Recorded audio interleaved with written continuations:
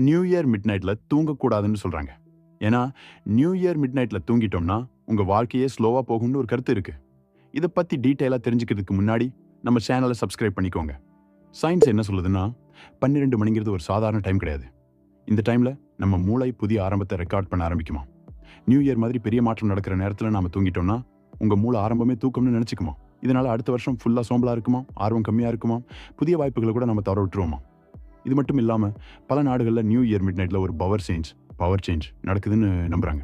அந்த நேரத்தில் தூங்குனா உங்க மனசு பலவீனமா இருக்குமா. அப்போதான் வித்தியாசமான கனவு வர்றது, யாரோ பார்க்குற மாதிரி உணர்வு வர்றது, திடீர்னு பயம் வர்ற மாதிரி இருக்குது. இதெல்லாம் நடக்குதுன்னு சொல்றாங்க. சில பழைய நம்பிக்கைகளின்படி இந்த நேரத்தில் சில மிஸ்டீரியஸ் கதவுகள்லாம் திறக்குமா. அப்போ நம்ம தூங்கிட்டு இருந்தோம்னா என்ன நடக்குதுன்னு நம்மளுக்கே தெரியாம போயிடும்னு சொல்றாங்க. இதெல்லாம் சில மக்களோட நம்பிக்கை மட்டும்தான். இது உண்மைன்னு நிரூபிக்க எந்தவித ப்ரூஃப் கிடையாது. இப்போ நான் என்ன சொல்றேன்னா, நியூ இயர் நைட்டு தூங்காம நல்லா ஜாலியாக செலிப்ரேட் பண்ணுங்க. ஃப்ரெஷ்ஷாக ஹாப்பியாக புது வருஷத்தை ஸ்டார்ட் பண்ணுங்க. உங்களோட கருத்துக்களை கமெண்ட்ல சொல்லுங்க. பிஜி டைம்ஸ் சார்பாக உங்களுக்கு ஹாப்பி நியூ இயர்.